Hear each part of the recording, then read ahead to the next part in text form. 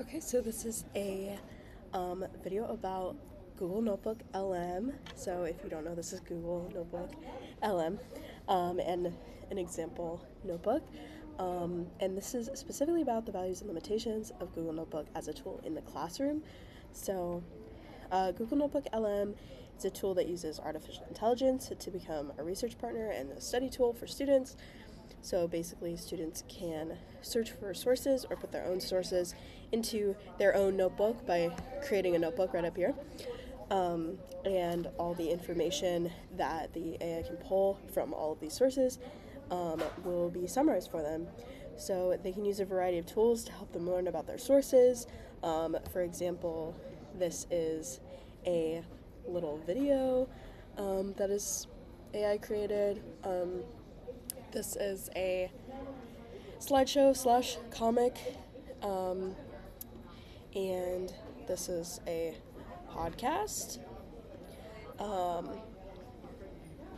So essentially, students can use all of these tools to their advantage to learn or study a specific topic.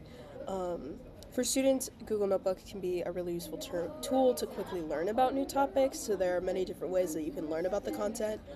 For example, if you prefer to learn about science with diagrams or voiceovers, you can use the podcast or the slideshow options to see visuals instead of blocks of text. So as you can see here, this is just kind of like a block of text that you can read, which is great sometimes for some things, but some people would prefer to look at it like this, for example, with a slideshow with lots of visuals.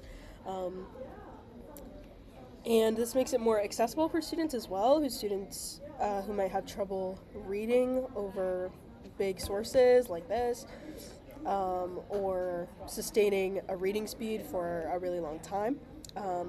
However, there are definitely some limitations, so it's a very powerful tool for the classroom, but it often does not go beyond the remember or understand level of Bloom's taxonomy. So basically you are just reading, you're not getting any sort of direct feedback unless you are looking at a quiz.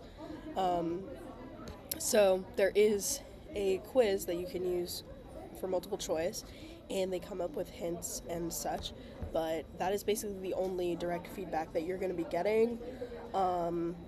And quiz mode is still behaviorist in nature, so it's very basic. There's no real concrete or great feedback for students to base their learning off of.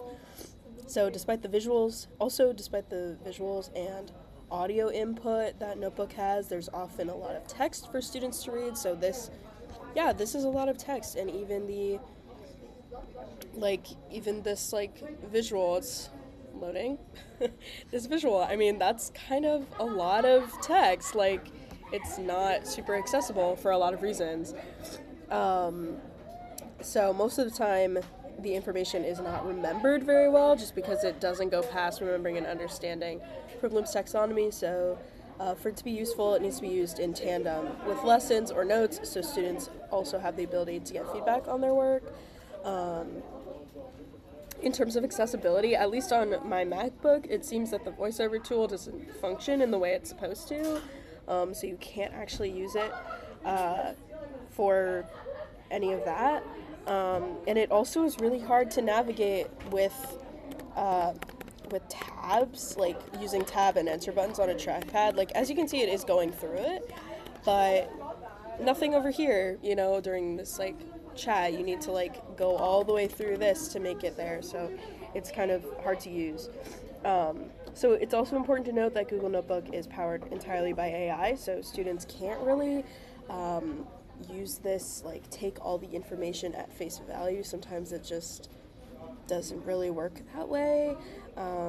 And if it's being used in your classroom, you should keep in mind that AI tools are generally not really known about or researched widely, so you should take whatever it says with a grain of salt, especially if you're using it in your classroom with very impressionable students. So that is the summary about the values and limitations of Google LM. Hopefully that was helpful.